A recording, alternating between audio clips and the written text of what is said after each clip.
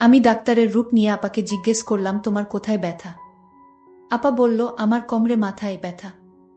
আমি আপাকে বললাম, আপা তোমার সকল ব্যথা ভালো হয়ে যাবে যদি তুমি আমার কথায় রাজি থাকো। আপা বলল, কি কথা? আমি বললাম, তোমার হাঁটুতে বা কোমরে একটা ঔষধ দিয়ে মালিশ করলে ভালো হয়ে যাবে, আর সেই মালিশটা আমার কাছে আছে। আপা বলল, আমি তো ব্যথামুক্ত হতে চাই। আমি আপাকে বললাম, তাহলে তুমি সোজা হয়ে শুয়ে পড়ো। তারপর আমি মালিশের নামে আপাকে সারা রাত ধরে যা করেছিলাম তা শুনলে তোমাদের মাথা গরম হয়ে যাবে। তাহলে আসল ঘটনাটি বলি। আপাকে চাকরির জন্য পাশের জেলায় গিয়েছিলাম। পাশের জেলা বলতে যে আহামারি দূর তা কিন্তু নয়, বাসে 1 ঘন্টার রাস্তা। সেখান থেকে ভ্যানে আর 10 মিনিট। গ্রামটা আমার পরিচিত, নামেদিও আগে কখনো যায়নি। তবে যাওয়ার আগে বাড়ি থেকে শুনে গিয়েছিলাম ওই গ্রামে আমাদের এক আত্মীয়ের বাড়ি। চাচা বাবার মাস্তুতো ভাই। ঘনিষ্ঠ, কিন্তু দীর্ঘদিন যোগাযোগ নেই। ওই চাচাকে আমি দেখেছি, কিন্তু কখনো তাদের বাড়িতে যাওয়া হয়নি। ফেরার পথেই বিপত্তিটা ঘটল। বিপত্তি না বলে সৌভাগ্য বললেই বোধহয় ভালো হতো। দুপুরের প্রচণ্ড রোদে ভ্যানে করে ফিরছিলাম। গ্রামের রাস্তা যদিও কাঁচা রাস্তা, ফাঁকা ফাঁকা বাড়ি পড়ছিল, কিন্তু বিধি বাম কিছু দূর আসার পর ভ্যানের চাকা পাংচার। চোখে সরিষার ফুল দেখলাম। যদিও রাস্তার বেশি দূরের নয়, কিন্তু হাঁটা তো আমার পক্ষে সম্ভব নয়। ভ্যানওয়ালা বিরস মুখে বলল, ভাইজান ভাড়া দেওয়া লাগবে না। ক্লান্ত ঘামে ভেজা মুখটা দেখে মায়ায় লাগল। ভাড়ার চেয়ে বেশি দিলাম, কিন্তু আমি এখন কি করি? গ্রামের প্রায় মাঝামাঝি কোনো দোকানও আশেপাশে চোখে পড়ছে না। ভ্যানওয়ালা এখনো দাঁড়িয়ে আছে। তাকে বললাম চলে যেতে। সে যেতে যেতে বলল, অপেক্ষা করতে। ভ্যান অবশ্যই পাওয়া যাবে। আমি অপেক্ষা করতে লাগলাম ভ্যানের জন্য, কিন্তু কপালে থাকলে ঠেকাই কে? বেশ কিছুক্ষণ অপেক্ষা করে বিরক্তিভরা মন নিয়ে আস্তে আস্তে হাঁটতে লাগলাম। বেশ অনেকক্ষণ ধরে হেঁটে চলেছি। টপটপ করে ঘাম ঝরছে গা দিয়ে। গ্রামের প্রায় শেষ মাথায় এসে গেছি। কোনো ভ্যানওয়ালার দেখা হয়নি এখনো পর্যন্ত। তেষ্টায় ছাতি প্রায় ফেটে যাচ্ছে। আরও খানিকটা আসলাম, আর মাত্র 3টা বাড়ি সামনে। চৈত্রের দুপুরের প্রচণ্ড রোদ, মাটি যেন গলছে। হাঁটতে পারছি না। যা থাকে কপালে পানি না খেলে টিকা যাবে না ভেবে একটু দাঁড়িয়ে বাড়ি 3টার দিকে তাকালাম। প্রথমটা পাঁচিল দিয়ে ঘেরা, পরেরটা কুডে ঘর মতো, তার পরেরটা রাস্তা থেকে বেশ একটু দূরে। নতুন একটা বাড়ি, বাঁশের চটা দিয়ে ঘেরা। বট বাড়িটায় যাওয়াই উচিত হবে মনে করে আস্তে করে গেট ঠেলে ঢুকলাম। সবাই আমাকে দেখে, বাড়ির বাচ্চাসহ সবাই চমকে উঠে। আমাকে দেখেও উঠল। উঠানে এক পৌরা মাছ কুটছে। সামনে রান্নাঘরের বারান্দায় 3 সুন্দরী মহিলা রান্না করছে। বাড়িতে ছোট ছোট বাচ্চা ভর্তি। গ্রামের পরিবেশের সাথে একটু শহরের ফ্যাশন। অত্যন্ত সুন্দরী মহিলাগুলো, যদিও বয়স হয়েছে কিন্তু এখনো লাবণ্যময়। খোকা, কাউকে খুঁজছো? প্রশ্নের সম্বিত ফিরে পেলাম। জি, একটু পানি খাব। একজন বউ, উঠে আসো। সামনে টিউবওয়েল থেকে পানি আনা। ইতিমধ্যে বাড়ির ছেলেরা বুঝতে পেরেছে বাড়িতে কেউ এসেছে। একটা চেয়ারও পেয়ে গেলাম। জীবনটা আবার পানি পেয়ে সতেজ হয়ে উঠেছে। মাছ কুটতে কুটতে মহিলা জিজ্ঞাসা করলেন, বাড়ি কোথায়? কিছু বললাম না। কোনো আগ্রহ দেখলাম না। এবার উঠতে হয় ভেবে উঠে দাঁড়ালাম। ও কি খোকা, উঠস কেন? দুপুর বেলা বাড়িতে মেহমান আসলে না খেয়ে যেতে নেই। এটাই আসলে বাঙালিদের প্রধান ঐতিহ্য। বাড়িতে মেহমান আসলে তাকে সমাদর করা, আপ্যায়ন করা। না, তার দরকার নেই। বললাম বটে, কিন্তু কেন যেন ক্ষিধা নয়। মহিলার দেবীর মতো চেহারায় আমাকে অনেকটা মায়ে আটকা পড়ে গেলাম। বাড়ির ছেলেদেরকে তার মা বললেন আমাকে বাড়ির ভেতরে নিয়ে যেতে। বাধ্য হয়ে গেলাম। বেশিক্ষণ অপেক্ষা করতে হলো না, 10 মিনিটের মধ্যেই ভাত চলে আসো। এতক্ষণ একা বসে বোর ফিল করছিলাম, কিন্তু যেই তাকে দেখলাম, ক্লান্তি আর বোর যেন এক নিমেষে উধাও হয়ে গেল। খুব সুন্দর দেখাচ্ছে তাকে। বোধহয় মুখে কিছু ক্রিম মেখে এসেছে। অপূর্ব সুন্দর দেখতে, শ্রদ্ধা করার মতো চেহারা। কিন্তু একটু গভীরভাবে দেখলে শ্রদ্ধার সাথে সাথে অন্য কিছু করতেও ইচ্ছা করবে।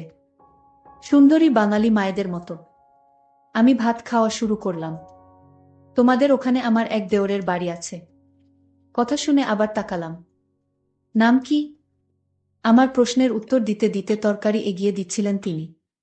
নামটা শুনে চমকে উঠলাম। আমার বাবার নাম বললেন।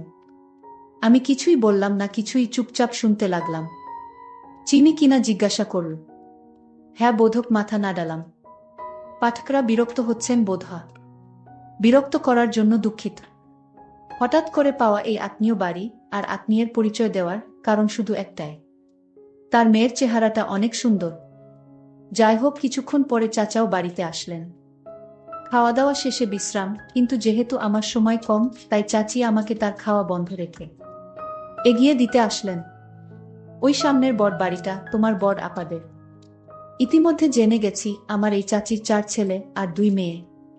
বড় মেয়েটার বাড়ি ওইটা। চল দেখা করে আসি। কোনো ছোটবেলায় তোমাকে দেখেছে। চাচির সাথে থাকতে কেমন যেন মায়া অনুভব করছিলাম। পৌঁছে গেলাম চাচির অল্প বয়সী ঘরে। অপরূপ সুন্দর এক মেয়ে। কোনো ছোটবেলায় তোকে দেখেছি। আসিস না কেন ভাই? আমরা তো পর আগে চাচা মাঝে মধ্যে আসতো, এখন তাও আসে না। রক্তের সম্পর্ক কি ভোলা যায়? একনাগাড়ে বলে চলেছে আপা। আমাকে পেয়ে যেন তার কথা ফুরাচ্ছে না। ও খোকন, দেখ কে এসেছে। বছর 20 এক ছেলে বেরিয়ে আসল ঘর থেকে। পরিচয় হল আপার ছেলে। ছোট নয়, 7 বছরের আরো একটা ছেলে আছে। তাকে দেখলাম না। শুনলাম স্কুলে গেছে। আরো অনেক কিছু শুনলাম। চাচি ইতিমধ্যে চলে গেছে, সেজন্য বোধহয় তাদের প্রতি আমার মায়া সবসময় বেশি। আর এমন মেয়ে দেখলেই জীবনের একটা কঠিন সিদ্ধান্ত নিলাম, আমার একটা কিছু করতে হবে। আমি তো লোভ সামলাতে পারছি না। বাস্তব উদাহরণ আমার সামনে। আবার খেতে ভাত খেতে হলো। পেট ভরা, কিন্তু এমন সুন্দর কেউ রেঁধেছে ভাবতে বেশি করেই ভাত খেলাম। খাবারটা অনেক স্বাদ ছিল। যেমন উনি সুন্দর তেমন তার হাতের রান্না করা খাবার। অনেকে গল্প শুনলাম, ছোটবেলায় আমি কেমন ছিলাম, আপার কাছ থেকে যেতে চাইতাম না, ইত্যাদি ইত্যাদি। তবে সবচেয়ে মনোমুগ্ধকর যে কথাটা শুনলাম সেটা হলো, আপার বয়স যখন 14 তখন তার বিয়ে হয়েছিল। পরের বছর ছেলে, তারপরেরটা অনেক আসার পর দুলাভাই বিদেশ গেছে। 2 বছর আগে একবার বাড়ি যদিও এসেছিল, কিন্তু 1 মাসের বেশি থাকতে পারেনি। বড় ছেলেটাও বিদেশ ছিল, কিন্তু কি কারণে যেন বাড়িতে চলে এসেছে 3 মাস পরে। আবার যাবে। সমস্যা হচ্ছে তাই নিয়ে আমার কোনো যোগাযোগ আছে কিনা দালালদের সাথে, ইত্যাদি ইত্যাদি। কথা যেন শেষ হয় না আপার। কিন্তু আমার মনে তখন বইছে অন্য ঝড়। এত সুন্দরী মহিলার স্বামী আজ 7 বছর বিদেশে। উনি একা একা কিভাবে সময় পার করে ভাবতে লাগলাম। আপা বলতে লাগলেন, তারপরে আবার ছেলে নিয়ে বিপদে আছে, সহজ টার্গেট। কিন্তু কিছুক্ষণ পরেই আমার ভুল ভাঙ। মেয়েদের চোখ জহুরির চোখ। আমি তার ছোট ভাই, যে আমাকে ছোটবেলায় অনেক সময় সাথে নিয়ে ঘুরেছে। ভালোবাসে, আদর স্নেহের অভাব তার কাছে আমার জন্য নেই। চাচার বাড়িতে না থাকতে চাইলেও বোনের বাড়ি থেকে খুব সহজে বের হতে পারলাম না। বোনের পেতে দেওয়া বিছানায় বিশ্রাম নিতে হলো। বোন আমার বাইরের কাজ গুছিয়ে এসে বসল আমার মাথার কাছে। আমার সাথে ছোটবেলার গল্প করতে লাগলো। আমার মামিও আমার পাশে এসে এভাবে গল্প করত। অনেক অনেক দিন দেখিনি তাকে। হঠাৎ যেন সেই মামির কথাও মনে পড়ে গেল। দীর্ঘদিনের অভিজ্ঞতায় জানি কিভাবে মেয়েদেরকে পটাতে হয়। সহজ তরিকা তাদের চেহারা আর সৌন্দর্যের প্রশংসা করা। সেটাই করছিলাম। বোন হঠাৎ বাইরে গেল। ছেলের গলার আওয়াজ পেয়ে। ভাগ্নে আমার খুব ভালো, সে বাইরে যাবে। 2 ভাই বোন একা হয়ে গেলাম।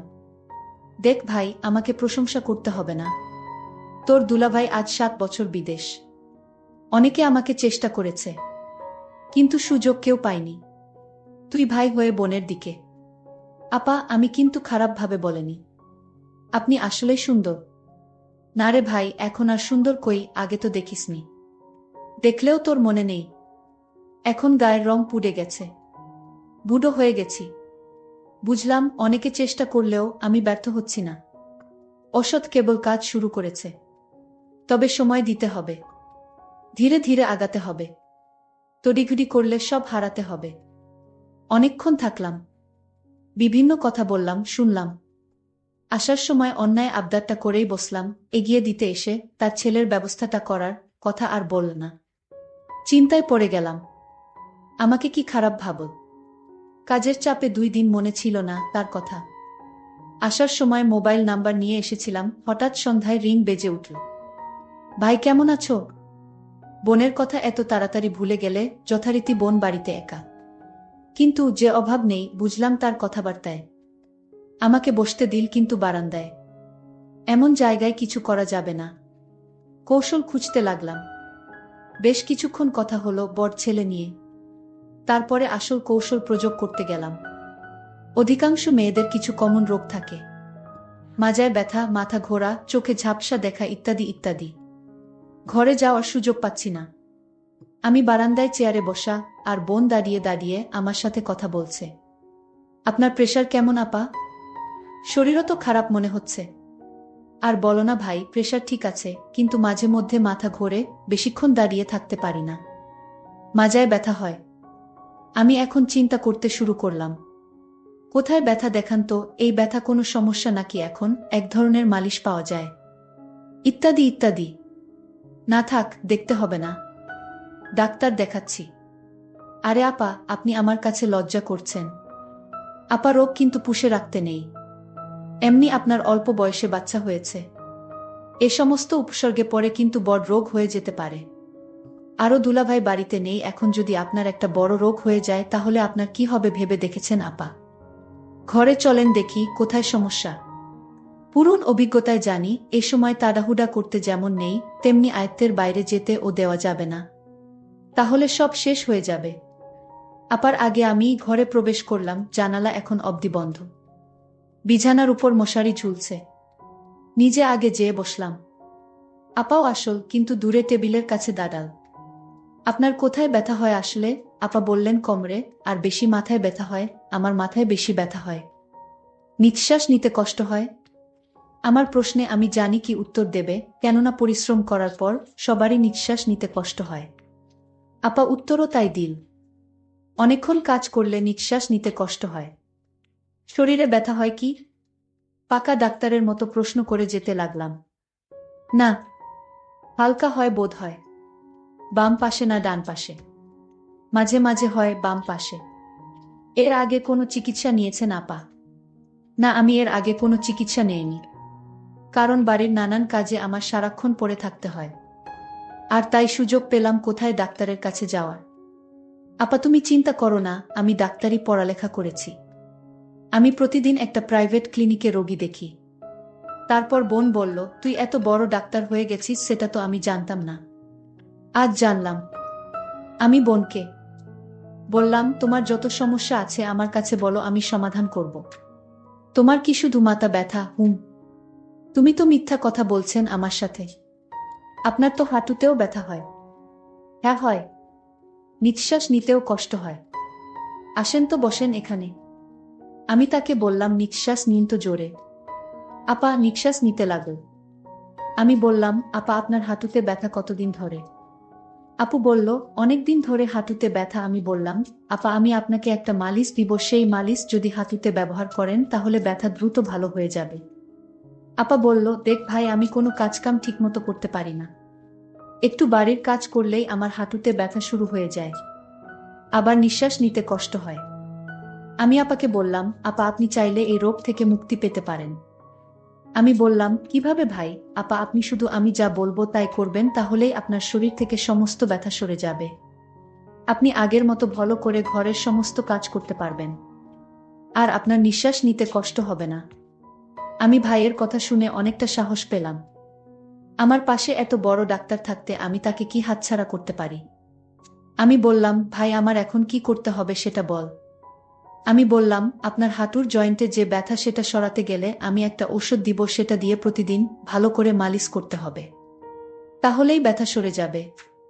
আমি বললাম, তাহলে ভাই দাও সেই ঔষধ, আমি মালিশ করে নিব। ভাই বলল, তুমি নিজে নিজে তা পারবে না। আমি একদিন দেখিয়ে দিব, তারপর অন্য কাউকে দিয়ে মালিশটা করালেই ব্যথা কমে যাবে। ঠিক আছে ভাই, তাহলে তুমি ওষুধটা দিয়ে মালিশ করে দেখিয়ে দাও, আমি পরে বুঝে নিব।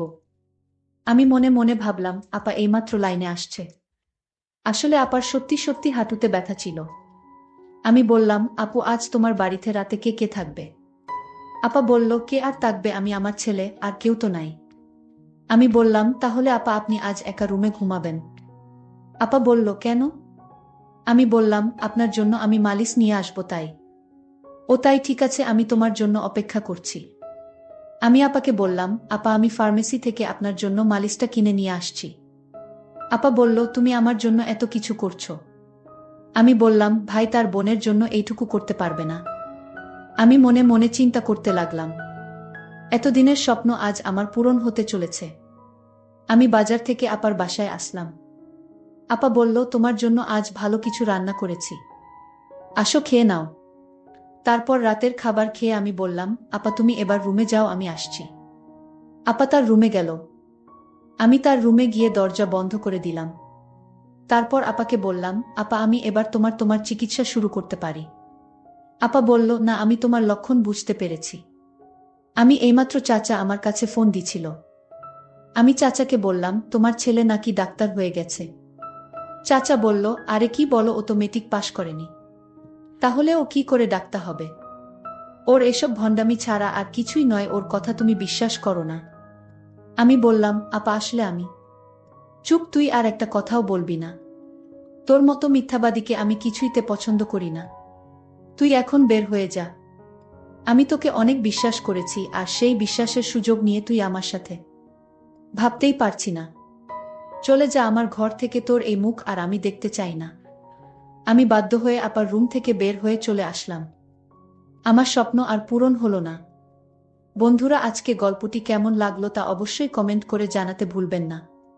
আর এরকম মজার মজার গল্প পেতে আমার চ্যানেলটিকে সাবস্ক্রাইব করে পাশে থাকবেন। ধন্যবাদ।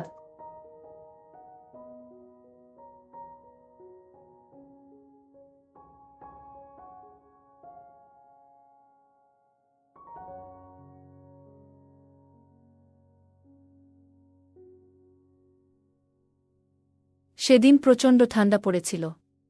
বাইরে ছিল হাট কাঁপানো ঠান্ডা আর প্রবল বাতাস। আমার ঘরের জানালা ঠিকমতো বন্ধ হচ্ছিল না, তাই আমার ভাগ্নে এসে বলল, মামি আমি আজ আপনার ঘরে থাকতে চাই। তার কথা শুনে আমি তাকে আমার বিছানার এক পাশে জায়গা করে দিলাম। রাত গভীর হতে তাপমাত্রা আরও কমতে শুরু করল। হঠাৎ সে বলল, মামি ঠান্ডায় আর টিকতে পারছি না, আমি আপনার পাশে শোবো। আমি কিছু না ভেবে তাকে পাশে জায়গা দিলাম। তারপর মাঝরাতে হঠাৎ সে আমাকে, আমি অর্পিতা। আমি দেখতে অনেক সুন্দর ছিলাম। গায়ের রং ছিল একদমই ফর্সা। নিজের শরীরের অনেক যত্ন নিতাম, তাই আমার তেমন বয়স বোঝা যায় না। আমি সব সময় হালকা পোশাক বা ছোট আকারের পোশাক পরতে অনেক ভালোবাসতাম, যা আমাকে আরও অনেক আকর্ষণীয় করে তুলত। সেদিন আমি শহরের একটি পার্কের পাশে গিয়েছিলাম। পার্কের পার্কিং এলাকায় অনেক ভিড় ছিল। আমি একটু এগিয়ে দেখি, আমার পুরনো বান্ধবী সেখানে দাঁড়িয়ে আছে, আর তার ছেলে পাশে বসে রয়েছে। তার চেহারা দেখে মনে হলো হয়তো সে কোনো দুর্ঘটনার শিকার হয়েছে। আমি তৎক্ষণাৎ তাকে গাড়িতে তুললাম এবং হাসপাতালে নিয়ে গেলাম। তার অবস্থা খুব গুরুতর ছিল। হাসপাতালে পৌঁছে তাকে ভর্তি করালাম। ফর্ম পূরণ করার পর যখন আমি তার ছেলের পাশে বসলাম, তখন সে আমার দিকে তাকিয়ে মৃদু হেসে বলল, আপনি আমাদের জন্য যেন একজন দেবদূত হয়ে এসেছেন। ধন্যবাদ। ছেলেটির বয়স 15 হবে, সে হয়তো তখনও আমাকে চিনতে পারেনি। আমি তাকে বললাম, আমি তোমার মায়ের পুরনো বন্ধু। আমার এই কথা শুনে সে একটু স্বস্তি পেল। এরপর আমি তাদের পাশে থেকে যতটা সম্ভব সাহায্য করার চেষ্টা করলাম। সেদিনের সেই মুহূর্ত আমার জীবনে খুবই স্মরণীয় হয়ে থাকবে। এটা আমাকে আরও একবার মনে করিয়ে দিয়েছে জীবন কতটা অনিশ্চিত, আর সাহায্যের হাত বাড়িয়ে দেওয়া কতটা জরুরি। আমার নাম ঈশান। আমি সেদিন তোমার সঙ্গেই দেখা করতে যাচ্ছিলাম, কিন্তু পথে একটি মর্মান্তিক ঘটনা ঘটে গেল। আমার বান্ধবীর ছেলে বলল, হাসপাতালে পৌঁছে যখন তোমার মায়ের খবর জানতে চাইলাম, তখন তুমি ভয় আর অশ্রুতে ভেঙে পড়েছিলে। আমাকে জড়িয়ে ধরে তুমি কাঁপা গলায় বলেছিলে, মামি মা তো ঠিক হয়ে যাবেন, তাই না? ডাক্তাররা তোমাকে ভেতরে নিয়ে গেল কেন? মায়ের কিছু হবে না তো? তার এই প্রশ্নগুলো যেন আমার হৃদয়কে বিদ্ধ করছিল।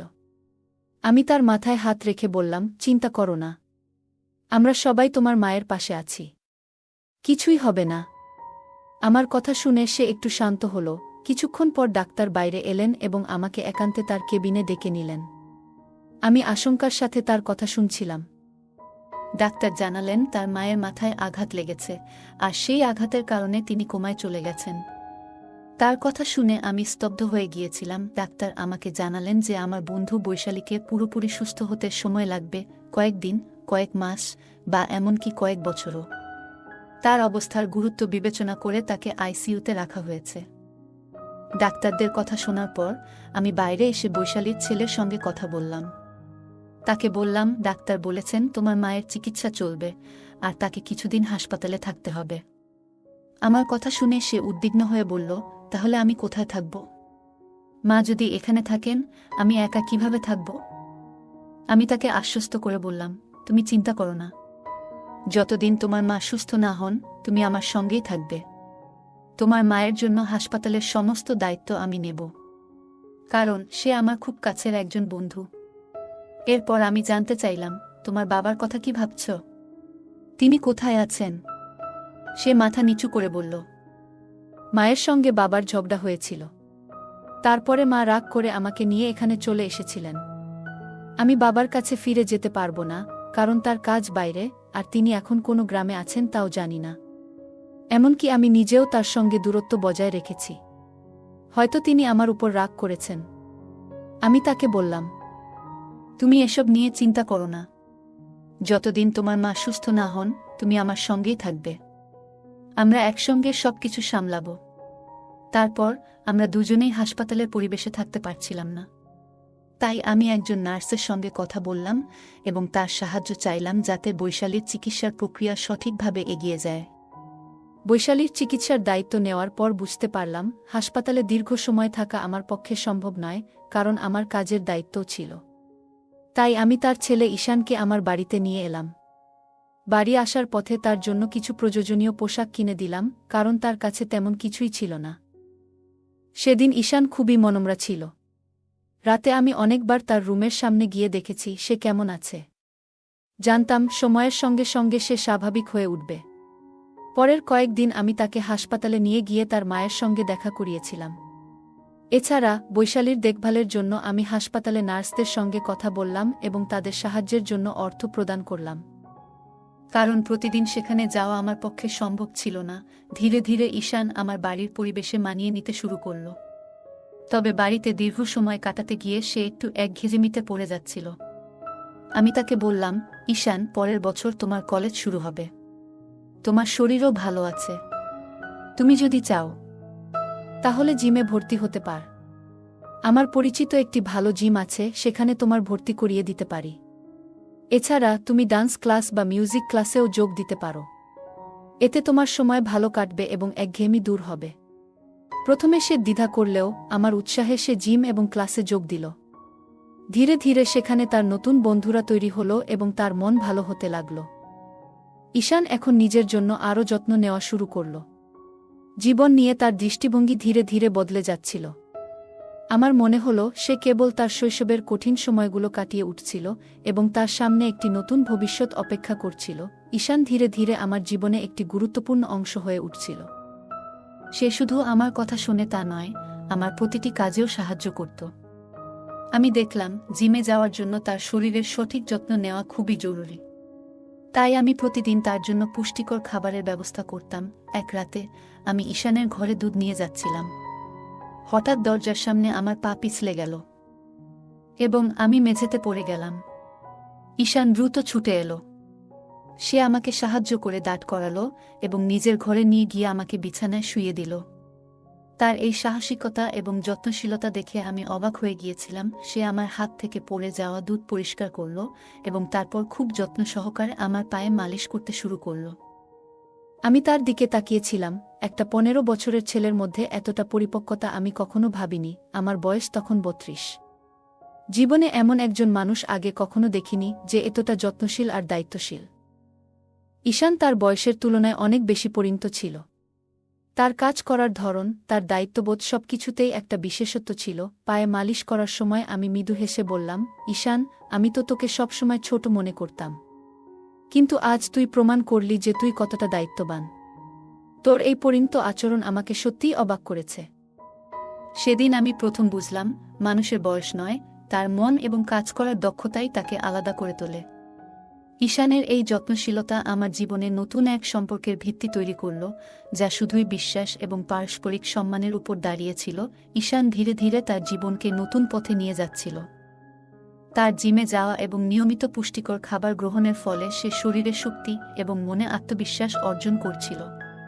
একদিন মজা করে আমি তাকে বললাম, ঈশান, এত শক্তি তোর কোথা থেকে আসে? তুই কি খাস যে এত তাড়াতাড়ি এত শক্তিশালী হয়ে গেছিস? সে হেসে বলল, মামি, আমি এখন আর ছোট নেই, আমি বড় হয়ে গেছি। তুমি আমাকে এবং আমার মাকে যেভাবে সাহায্য করেছেন তার জন্য আমি তোমার কাছে চিরকৃতজ্ঞ। আমি এখন তোমার জন্য কিছু করতে চাই। তার এই কথাগুলো আমাকে স্পর্শ করল। ঈশান তার কৃতজ্ঞতা প্রকাশ করার পাশাপাশি আমাকে সম্মানও জানাচ্ছিল। এরপর সে আমাকে বলল, মামি, যদি তোমার কোনো আপত্তি না থাকে, আমি রাতে তোমার ঘরে থাকতে পারি? যদি তোমার কোনো সাহায্যের প্রয়োজন হয়, আমি পাশে থাকব। ঈশান সত্যিই খুব যত্নশীল এবং সাহায্যপ্রবণ ছেলে। আমি তার প্রস্তাবে সম্মতি দিলাম। বাড়িতে আমি একাই থাকতাম, তাই আরামের জন্য হালকা পোশাক পরার অভ্যাস ছিল। ঈশান বাড়িতে থাকার সময়ও আমি আমার স্বাভাবিক অভ্যাসে কোনো পরিবর্তন আনিনি। রাতে ঈশান মৃদু স্বরে বলল, মামি, আমাদের জিম ক্লাসে অনেক মেয়ে আসে যারা স্টাইলিশ পোশাক পরে, কিন্তু আমি কখনো তাদের নিয়ে তেমন কিছু ভাবিনি, কারণ তারা তোমার থেকে তুলনামূলকভাবে কম সুন্দর মনে হয়। তুমি সত্যিই খুব সুন্দর। তোমার পরা পোশাক সব সময় তোমার ব্যক্তিত্বকে আরও আকর্ষণীয় করে তোলে। তার এই সোজাসাপটা এবং প্রশংসাসূচক কথা শুনে আমি মৃদু হেসে বললাম, তোর কথা শুনে ভালো লাগলো ঈশান। সেদিন আমি বুঝলাম, ঈশান শুধু শারীরিকভাবে নয়, মানসিকভাবেও অনেক পরিণত হয়েছে। তার এই প্রশংসা এবং কৃতজ্ঞতার অনুভূতি আমাদের সম্পর্ককে আরও গভীর ও বিশ্বাসভিত্তিক করে তুলল। একদিন সন্ধ্যায় ঈশান আমার কাছে এসে বলল, মামি, তুমি আমার জন্য যা করেছ তার জন্য আমি সত্যিই কৃতজ্ঞ। আমি মৃদু হেসে তার মাথায় হাত বুলিয়ে বললাম, তুই এত প্রশংসা করিস না। এখন ঘুমিয়ে পড়, সকালে তোকে ক্লাসে যেতে হবে, আর আমাকে অফিসে। ঈশান মিষ্টি হেসে আমাকে জড়িয়ে ধরে বলল, ধন্যবাদ মামি। তার এই আলিঙ্গনে ছিল গভীর কৃতজ্ঞতা। আমি তার এই অনুভূতিতে মুগ্ধ হলাম, কিন্তু আমার মনে হলো এটা শুধুই তার ভালোবাসা আর যত্নের বহিঃপ্রকাশ। পরের দিন সকালে আমি অফিস যাওয়ার আগে ঈশানকে তার ক্লাসে নামিয়ে দিলাম। সে সকালবেলায় ক্লাসে যেত আর বিকেলে জিমে। দিনগুলো এইভাবেই চলছিল। কিন্তু কয়েকদিনের মধ্যে আমি লক্ষ্য করলাম ঈশানের আচরণ কিছুটা বদলে গেছে। বিকেলে যখন আমি তাকে জিম থেকে আনতে যেতাম, তখন সে তার বন্ধুদের সঙ্গে কথা বলতো, কিন্তু আমাকে দেখার সময় তার চোখে একটু অস্বস্তি লক্ষ্য করতাম। বাড়িতে ফিরেও তাকে কিছুটা উদাসীন ও বিরক্ত মনে হতো। একদিন আমি তাকে জিজ্ঞাসা করলাম, ঈশান, তুই এত চুপচাপ আর বিরক্ত কেন? কিছু হয়েছে? ঈশান একটু দ্বিধা করে বলল, মামি, সত্যি বলতে তুমি আমার এই চুপ থাকার কারণ। যখন তুমি আমাকে জিম থেকে নিতে আসো, আমার বন্ধুরা তোমাকে নিয়ে কথা বলে। তাদের কথা শুনে আমার খারাপ লাগে। আমি অবাক হয়ে বললাম, কেন খারাপ লাগে? ওরা কি বলে? ঈশান বলল, তারা তোমাকে নিয়ে মজা করে। শুধু আমার বন্ধুরা নয়, বড় ছেলেরাও তোমাকে দেখে। তুমি যেমন আসেন তেমনই থাকো, কিন্তু আমি চাই না তোমার দিকে কেউ তির্যক দৃষ্টিতে তাকাক, কারণ তুমি আমার জীবনের এক বিশেষ মানুষ, আর তোমাকে আমি সেভাবেই দেখি। তার এই কথা শুনে আমি বিস্মিত হলাম। ঈশানের মধ্যে যে একটা দায়িত্ববোধ আর সুরক্ষার অনুভূতি কাজ করছে তা আমাকে স্পর্শ করল। আমি তার কাঁধে হাত রেখে বললাম, তুই চিন্তা করিস না, আমি যেমন আছি তেমনই থাকব। তবে তুই এমন কোনো কিছুতে বেশি মন দিস না যা তোকে অস্বস্তি দেয়া। সেদিন বুঝলাম, ঈশান শুধু বড় হওয়া নয়, মানসিকভাবে অনেক পরিণত হচ্ছে। তার এই যত্নশীলতা আমাকে তার প্রতি আরও মমত্ববোধে পূর্ণ করল। সেদিন সন্ধ্যায় ঈশান আমার কাছে এসে তার চিন্তাগুলো শেয়ার করছিল। তার মুখে একটা গভীর চিন্তার ছাপ ছিল। আমি তাকে জিজ্ঞাসা করলাম, তুই এত চিন্তিত কেন? ঈশান একটু ইতস্তত করে বলল, মামি, আমি আসলে বলতে চেয়েছিলাম যে তুমি শুধু আমার আপন। তার এই কথায় আমি একটু হেসে বললাম, এটা তো জানি, কিন্তু তুই এত সিরিয়াস হচ্ছিস কেন? ঈশান লজ্জায় একটু মাথা নিচু করে বলল, আমি আসলে তোমাকে খুব ভালোবাসি, কিন্তু মামি হিসেবে। তুমি আমাকে আর মাকে এত সাহায্য করেছ, সেটা আমি কখনো ভুলতে পারবো না। সেদিন রাতে সে আবার আমার ঘরে এসে ঘুমানোর বায়না করল। কিন্তু আগের দিন রাতে তার ঘুমানোর সময়কার অস্থিরতা দেখে আমি তাকে তার নিজের ঘরে ঘুমানোর কথা বললাম, তুই নিজের ঘরে ভালো করে ঘুমা, আমি তো পাশের ঘরেই আছি। পরের দিন অফিস থেকে ফিরে আমি ঈশানকে জিম থেকে আনতে গেলাম। আগের দিনের তার কথাগুলো মনে পড়ে গেল। একটু মজা করার জন্য আমি সেদিন একটু ভিন্ন পোশাক পরে গেলাম। যা আগের দিনের পোশাকের চেয়েও একটু ছোট হবে। যখন জিমের বাইরে দাঁড়িয়ে স্কুটির হর্ন বাজাচ্ছিলাম, ঈশান জানালা দিয়ে আমাকে দেখছিল। তার কয়েকজন বন্ধু তখন তার সঙ্গে ছিল। আমি তাকে একটু মজা করার জন্য চমকে দিতে চেয়েছিলাম। কিছুক্ষণ পর ঈশান দৌড়ে এসে আমার পেছনে বসে বলল, মামি, তুমি যা করছো সবই আমার জন্য স্পেশাল, কিন্তু তুমি এমন করে আমাকে আর চমক দিও না। তার এই সরল কথায় আমার মন ভরে গেল। ঈশান ধীরে ধীরে পরিণত হচ্ছিল। তার যত্নশীলতায় আমি প্রতিনিয়ত মুগ্ধ হচ্ছিলাম। এটাই ছিল আমাদের সম্পর্কের গভীর বন্ধন, যেখানে আমরা একে অপরের প্রতি মমতা ও ভালোবাসা দেখাতাম। আমরা তখন বাইকে ছিলাম। আমার মনে হচ্ছিল কিছু একটা অস্বাভাবিক ঘটছে, কিন্তু তেমন গুরুত্ব দেইনি। হঠাৎ সে আরও কাছে এসে আমাকে ধরে বসল। এক হাত রাখল আমার হাঁটুতে আর অন্য হাত কোমরে। আমাদের মধ্যে কোনো দূরত্বই যেন ছিল না, এতটাই ঘনিষ্ঠ হয়ে বসেছিল। সময় গড়িয়ে সন্ধ্যা নামতে শুরু করেছিল। তার এমন আচরণে আমি ভীষণ অস্বস্তি অনুভব করছিলাম। আমি গাড়ি রাস্তার পাশে থামিয়ে তাকে নামতে বললাম। সে নামার পর আমি রাগী গলায় বললাম, তুমি এটা কি করছো? তুমি কি জানো তুমি কিভাবে আমাকে স্পর্শ করছো? সে হেসে বলল, তুমি যদি আমাকে চমকে দিতে পারো, আমি কি একটু মজা করতে পারি না? আমি তো আগেই বলেছিলাম যে জিমে এমন ছোট পোশাক পরে আসো না, কিন্তু তুমি ইচ্ছে করেই আমার সামনে আরও ছোট পোশাক পরে এসেছিলে, তাই আমিও মজা করলাম। আমি হতবাক হয়ে গেলাম। ঈশান কেন এমন করল তা বুঝে উঠতে পারছিলাম না। হয়তো সে আমাকে নিয়ে উদ্বিগ্ন ছিল। জিমের অন্য ছেলেরা আমাকে দেখছে বলে তার এই আচরণ। আমি শান্তভাবে বললাম, ঠিক আছে, মাফ করে দিলাম। তবে এরপর যদি তুমি ভালোভাবে বসো, তাহলে আমি তোমাকে বাড়ি পৌঁছে দেব। ঈশান তখন ক্ষমা চেয়ে আমার সঙ্গে বাড়ি যাওয়ার জন্য রাজি হয়ে গেল। বাড়ি ফেরার পথে তার আচরণ স্বাভাবিক ছিল। ঈশানের আচরণ কিছুদিন ধরে একটু বদলে গিয়েছিল। সে আগে আমার প্রতি খুবই সম্মান দেখাত, তবে হঠাৎ করেই তার চোখে একটা অদ্ভুত পরিবর্তন আমি টের পেয়েছিলাম। মাঝে মাঝে আমি যখন আমার ঘরে কাজ করছিলাম বা তৈরি হচ্ছিলাম, তখন ঈশান কোনো কারণ ছাড়াই ঘরের আশেপাশে ঘুরে বেড়াত। একদিন রাতে আমি যখন নিজের রুমে তৈরি হচ্ছিলাম, তখন হঠাৎ দরজার দিকে চোখ পড়ল। দেখি ঈশান দরজার পাশ থেকে আমাকে দেখছে। আমি সঙ্গে সঙ্গে জিজ্ঞাসা করলাম, তুমি কি করছো এখানে? তুমি কি আমাকে লুকিয়ে দেখছ?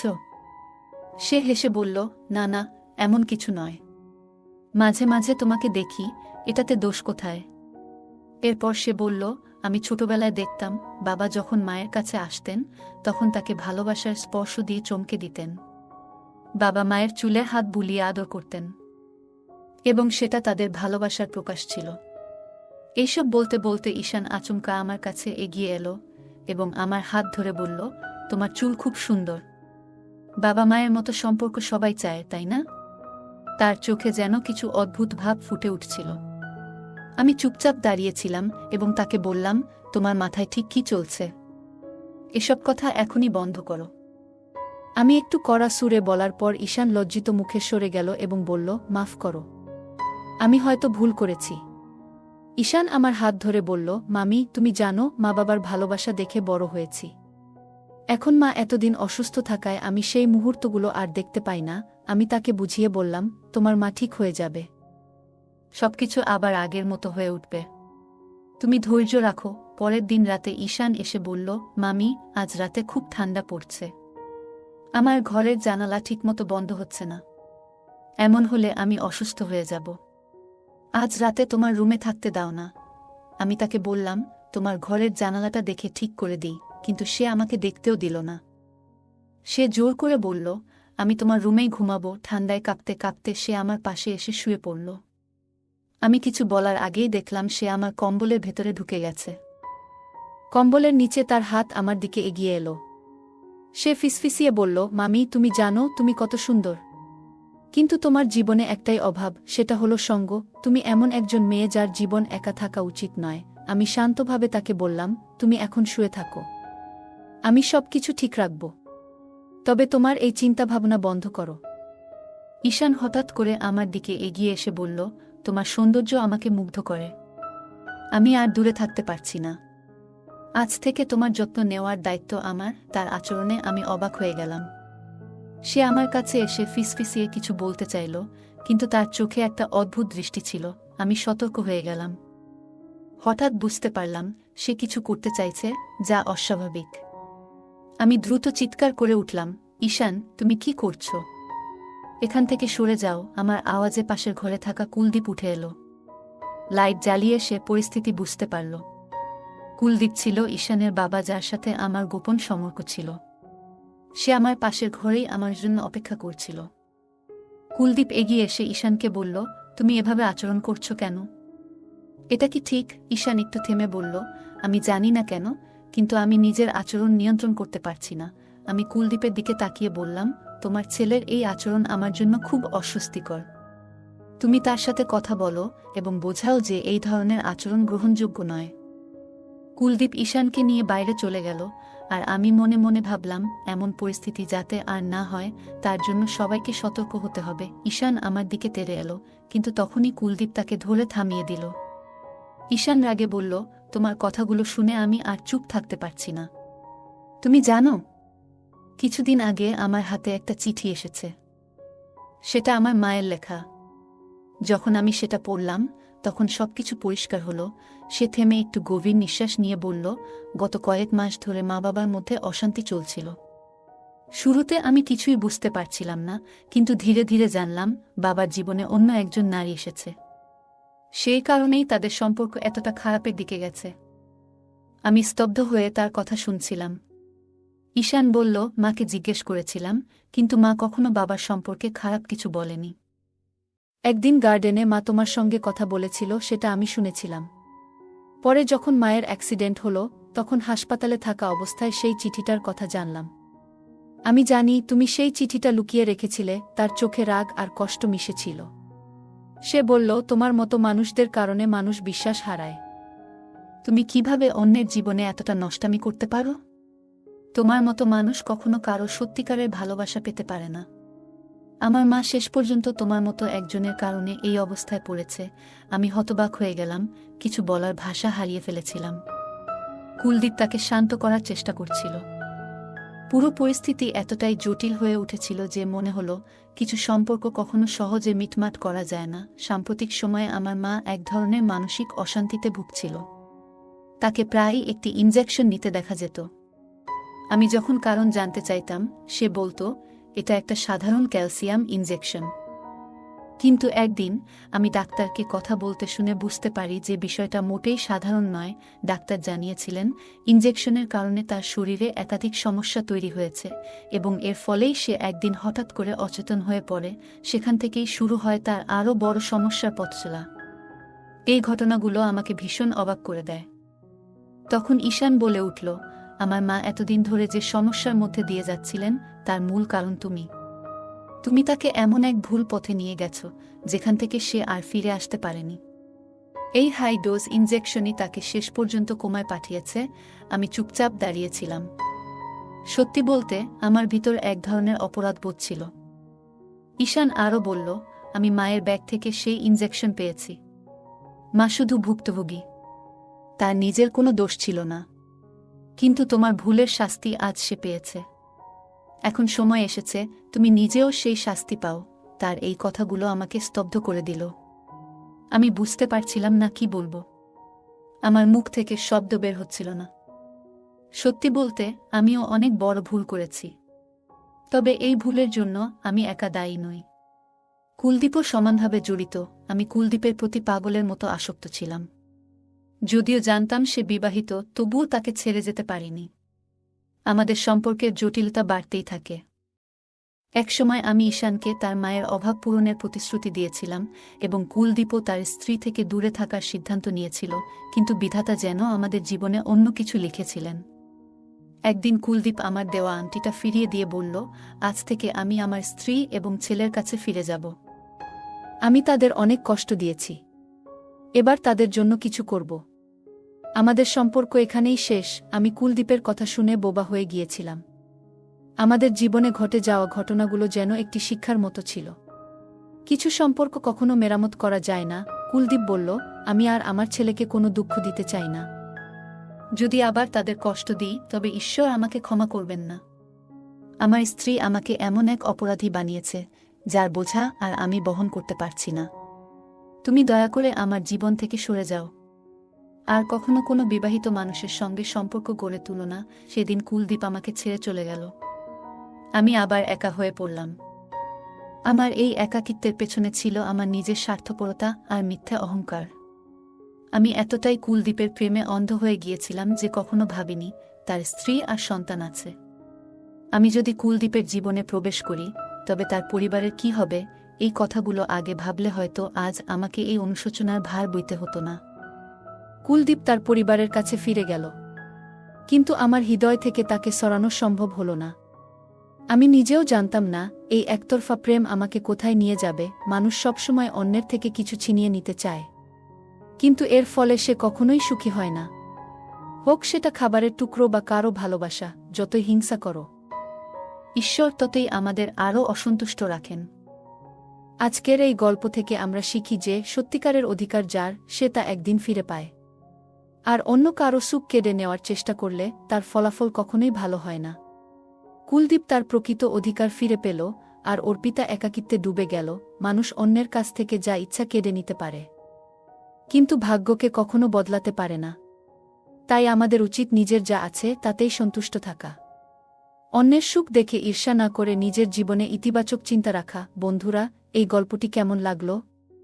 যদি ভালো লেগে থাকে তাহলে ভিডিওটি লাইক করুন এবং আমাদের চ্যানেলটি সাবস্ক্রাইব করুন। সাথেই থাকুন নতুন গল্পের জন্য। আর নোটিফিকেশন পেতে বেল আইকনটি চাপুন। ধন্যবাদ।